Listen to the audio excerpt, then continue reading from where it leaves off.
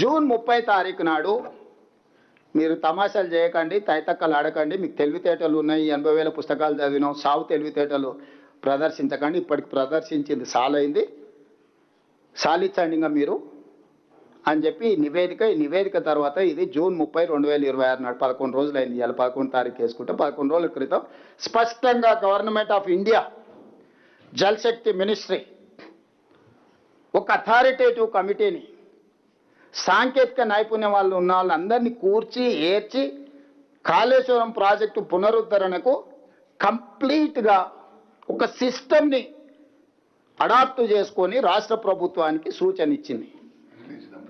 ఇస్తాను అదే ఇప్పుడు నేను అడుగుతున్నా మిమ్మల్ని పాత్రికేయ మిత్రుల్ని. మా ముందర 2 కమిటీలు ఉన్నాయి.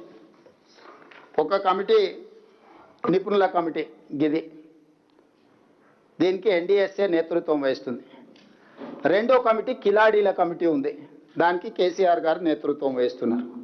కిలాడీలు ఇందులో మెంబర్స్ ఎవరో నేను చెప్పిన క్లియర్గా, ఏ డిపార్ట్మెంట్స్ మెంబర్స్, చైర్మన్ ఎవరు, మెంబర్స్ ఎవరు. కిలాడీల కమిటీలో కేసీఆర్ గారు చైర్మన్, హరీష్, కేటీఆర్, రాజేందర్ మెంబర్స్.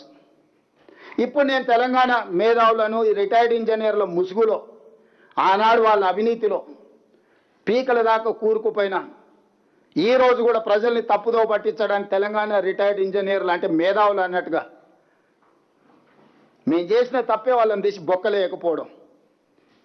ఎందుకంటే దోపిడీలో వాళ్ళు కూడా భాగస్వాములు.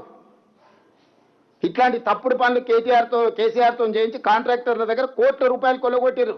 ఈరోజు రిటైర్డ్ ఇంజనీర్ ముసుగులు వచ్చి బేకూఫ్ సలహాలు చెప్తున్నాయను.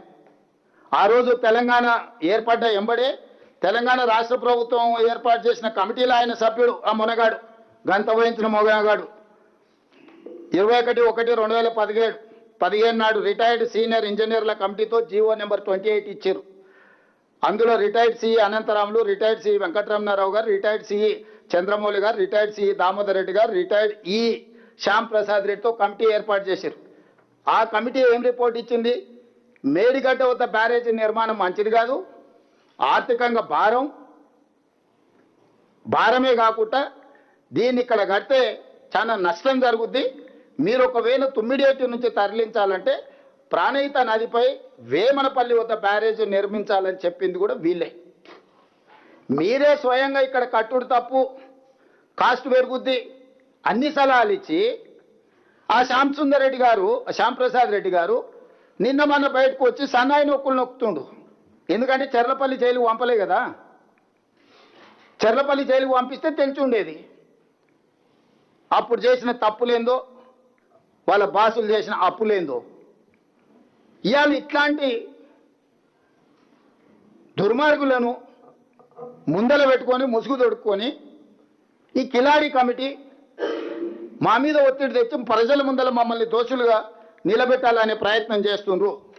అందుకోసమని నేను ఈరోజు సూటిగా ఈటల రాజేందర్ గారికి నేను విజ్ఞప్తి చేయదలుచుకున్నా. ఈ కిలాడి కమిటీలు ఆయన కొత్తగా చేరేండు, సరే పాత పాపం కొంతనే గడుక్కుందాం అనేవాళ్ళు మరి రాజేందర్ గారు ప్రయత్నం చేస్తున్నారో తెలియదు.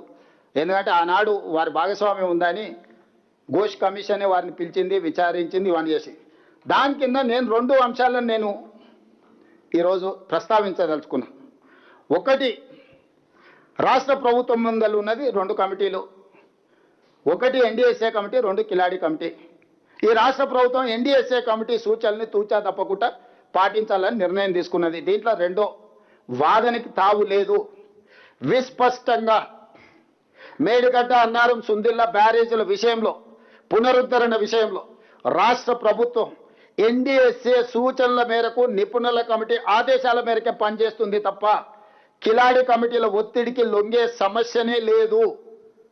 ప్రొవైడెడ్ ఈటల రాజేందర్ గారు నేతృత్వం వహించి ఈ కిలాడీల కమిటీని తీసుకెళ్లి ఎన్డీఎస్ఏ చైర్మన్ని జలశక్తి మినిస్టర్తో కలిసి ఈ అర్ధాంతరంగా అత్యవసరంగా నీళ్లు ఎత్తిపోయడానికి ఎన్డీఎస్ఏ కమిటీ నుంచి నిపుణులను తీసుకొచ్చి వాళ్ళ పర్యవేక్షణలో ఎత్తండి. మాకప్పచెప్పు అంటారు కదా, దొంగోనికి చెప్పే లాభం అన్నారు కొంతమంది. గుడి ముందర చెప్పులు కూడా ఎత్తుకుపోతారు. మామ అల్లులు అంతకంటే, అతనికంటే గనుడు ఆచంట మల్లన్న అని మామ గుడిని మింగితే అల్లుడు గుడిలో ఉన్న లింగాన్ని కూడా మింగే రకం చూసినాం. ఇవాళ 5 ఏళ్ళు మంత్రి ఉన్నాయనను సంవత్సరం మంత్రి ఇయ్యలే, సంవత్సరం మంత్రి ఇచ్చినా కూడా సాగునీటి పారుదల శాఖ ఇవ్వలే. నీ మావనే నిన్ను నమ్మలేదు. నువ్వు ఎంత కేటుగానువో, కమిషన్లో ఎంత అదనంగా వసూలు చేసినావో తెలిసి ఆయన లక్కీ నెంబర్ 6% ఆయనదైతే నా లక్కీ నెంబర్ 3% అని ఈయన వసూలు చేసిండు. బావకు 3 ఇస్తే మరి నాకు 1 అని ఉండాలి, కానీ కొడుకు 1 వసూలు చేసిండు. మొత్తం కలిసి 10% ముక్కి బెక్కి బొక్కిన సంగతి నీ మామకి తెలిసే కదా నిన్ను దూరంగా పెట్టింది. సంవత్సరం నీకు మంత్రి ఇయ్యలేదు, ఆ తర్వాత ఇంకేదో ఇచ్చిండు. ఇప్పుడు వచ్చేసి మమ్మల్ని అడుగుతుండు నాకు ఇచ్చేసే శాఖ అని. ఎందుకంటే పాత కమిషన్లు కొన్ని రావాల్సినవి ఉన్నాయి, కాంట్రాక్టర్లు ఇవ్వలేదు. 3 నెలలు ఇస్తే అవన్నీ రాబట్టుకోవచ్చు, వాళ్ళని బ్లాక్మెయిల్ చేయొచ్చు. నిష్ణాతుడు బ్లాక్మెయిల్ 1,00,000 కూడా వదులుతలేడు. ఇక నేను చెప్పొద్దు, కొంతమందికి ఫోన్లు చేసి ఏమడుగుతుండో. క్రషర్ వాళ్ళని కూడా వదులుతలేడు. లాస్ట్కి అరటి పండ్ల వాళ్ళని కూడా వసూలు చేసినట్టు అసోసియేషన్ పెట్టుకొని నాకేమైనా తెచ్చి తెలంగాణ అరటి పండ్లు కూడా అమ్ముకుంటారని. ఆంధ్ర విద్యా సంస్థల్ని బ్లాక్మెయిల్ చేసి పాలు కొనిపిస్తున్నాడు. నేను ఆంధ్ర వాళ్ళకి నీళ్ళు వదులుతున్నాను, సిగ్గు లేదు. ఆంధ్ర వాళ్ళ కాళ్ళ దగ్గర పాలు మోసి బతుకుతున్నావు. ఇంతకంటే నీచమైన జీవితం ఏమన్నా ఉంటుందా హరీష్ రావు? నారాయణ చైతన్య కాలేజీలు తెలంగాణ ప్రజల రక్తం పీలుస్తుందని మీరు తెలంగాణ ఉద్యమం సందర్భంలో చెప్పిన నువ్వు ఈరోజు అదే నారాయణ చైతన్య పాలు మోసి బతుకుతున్నావు. ఇంతకంటే నీచమైన బతుకు, మోచేతి నీళ్లు దాగి బతికే నా ఒక బతుక నీది. నువ్వు వచ్చి మమ్మల్ని మా మీద ఆరోపణలు. అందుకే ఈటెల రాజేందర్ గారు చెప్తాను, ఇష్టం నువ్వు ఎవరితోనూ పెద్దలు వెనకటి చెప్పారు, మంచోని 10 ఇచ్చి తెచ్చుకోవాలి, దుర్మార్గులను 10 ఇచ్చి వదిలించుకోవాలని. కానీ రాజేందర్ ఏందో మరి పాత సోపతికే పోతున్నాడు మళ్ళా. అందుకే రాజేందర్కి చెప్తున్నా, మీ కిలాడి కమిటీని తీసుకొని వెళ్ళు, జలశక్తి మినిస్టర్ దగ్గరికి ఎన్డీఎస్ఏ కమిటీ చైర్మన్ బిలు. ఎన్డీఎస్ఏకు మేము ప్రాజెక్టు, నేను ఉత్తమ్ కుమార్ రెడ్డి గారిని బట్టి విక్రమార్క గారిని పంపిస్తా. ఎన్డీఎస్ఏకి మేడిగడ్డ అన్నారం సుందీల ప్రాజెక్టులను మేము అప్పచెప్తాం. ఎందుకంటే అది ఒక ప్రభుత్వ సంస్థ, దానికి నైపుణ్యం ఉన్నది, సాంకేతికపరమైన సిబ్బంది ఉన్నారు. వాళ్ళకి అప్పచెప్పడానికి మాకు ఎలాంటి అభ్యంతరం లేదు. ఎందుకంటే వాళ్ళ పర్యవేక్షణలో ఈ ప్రాజెక్టు కడుతున్నాం. మేము ఈ ప్రాజెక్టును పునరుద్ధరిస్తున్నాం. State government doesn't have any objection to hand over to NDSA. We are there to hand over this project Medigadda Annaram Sundilla to NDSA authority, not this కిలాడి కమిటీ. అందుకే రాజేందర్ ఇమ్మీడియట్గా కేంద్ర ప్రభుత్వం దగ్గరికి వెళ్ళి తక్షణమే ఎన్డీఎస్ఏ కమిటీ చైర్మన్ను ఈ ప్రాజెక్టులను తాత్కాలికంగా వాళ్ళ ఆధీనంలోకి తీసుకొని ఇప్పుడున్న నీళ్లను ఎత్తిపోసి రైతులను ఆదుకోండి, ప్రజల పట్ల నీకున్న చిత్తశుద్ధిని మీరు నిరూపించుకోండి. మాకు ఎలాంటి అభ్యంతరం లేదు. మేంగా గేట్లు మూసి నీళ్ళు ఎత్తిపోసే పరిస్థితి లేదు. గేట్లు మూయకుండా నీళ్ళు ఎత్తడానికి కుదరదు. మేము గేట్లు మూసి నీళ్ళు ఎత్తితే ఈ గేట్లు కొట్టుకపోతే, ఈ ప్రాజెక్టు కొట్టుకపోతే కింద భద్రాచలం నుంచి ఊర్లే కొట్టుకపోతే ఎన్డీఎస్ఏ నివేదిక ఇచ్చింది. ఇది చట్టబద్ధం. ఎన్డీఎస్ఏ ఇచ్చిన ఆదేశాలను పాటించకపోతే they are liable for punishment with criminal prosecution. నేను అదే చెప్తున్నా, ఆయన తెలివితేటలు, ఆయన అట్లా చదివి 80,000 పుస్తకాలు చదివి సాగు తెలివితేటలు ప్రదర్శించడానికే అవి కూలిపోయినాయి. ఈరోజు కాళేశ్వరం కూలేశ్వరం ఎందుకైంది? 1,00,000 కోట్లు ఎందుకు గోదావరిలో కొట్టుకపోయినాయి? ఇవాళ మేడిగడ్డ మొత్తం కొట్టుకపోయింది అనుకో, ఎన్డీఎస్ఏ స్పష్టంగా ఈయన మ్యానిపులేటెడ్ మీద ఉండొచ్చు, పొలిటికల్ మ్యానిపులేటెడ్. నేను యావరేజ్ స్టూడెంట్ని, ఉత్తమన్న కాస్త నాకంటే బెటర్గా ఎన్డీఏలో చదువుకున్న స్టూడెంట్. ఈరోజు ఆర్మీ నుంచి ఇతర ఎక్స్పర్ట్స్ని ఈరోజు ఎంగేజ్ చేసినాం మేము. ఆ ఎక్స్పర్ట్స్ సూచనల మేరకు ఈరోజు మేము పనిచేస్తున్నాం. Not only our engineering graduates, we have engaged from army and other experts, different CPWRS నుంచి, రకరకాల కేంద్ర ప్రభుత్వం ఆదేశించిన సంస్థల నుంచి నిపుణులను ఈరోజు నియమించుకొని ఆ నిపుణుల పర్యవేక్షణలో ఈ ప్రాజెక్టులను పునరుద్ధరించడానికి ప్రభుత్వం పనిచేస్తుంది. అట్లా కాదు మేము మేధావులం, మేము పునరుద్ధరిస్తామని వీళ్ళు బయలుదేరిండ్రు. మీరు ఉద్ధరిస్తేనే కదా 3 ఏళ్లలోనే కాళేశ్వరం కాస్త కూలేశ్వరం అయింది, 1,00,000 కోట్లు గోదావరిలో కొట్టుకుపోయినాయి.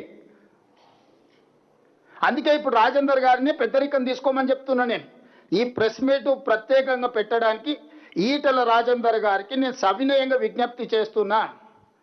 తక్షణమే మీ కిలాడి కమిటీని తీసుకొని జలశక్తి మంత్రి దగ్గరకు పోయి ఎన్డీఎస్ఏ చైర్మన్ పిలిపించి ఉత్తర తెలంగాణకు నీళ్లు అందించాలంటే మేడిగడ్డ, అన్నారం, సుందిళ్లలో నీళ్లు ఎత్తిపోయాలి. తాత్కాలికంగా నీళ్లు ఎత్తిపోయడానికి పర్యవేక్షించడానికి ఎన్డీఎస్ఏ నిపుణులను తీసుకొని రండి. ఆ నిపుణులకి ప్రాజెక్టుని అందజేయడానికి మాకు ఎలాంటి అభ్యంతరం లేదు. ఆ తర్వాత ఈ నలుగురు ఆ నలుగురు కలిసి కిలాడి కమిటీలో నలుగురు, ఎన్డీఎస్ఏ కమిటీలో నలుగురు కూర్చొని 8 మంది కలిసి మంచి చేయండి తెలంగాణకు.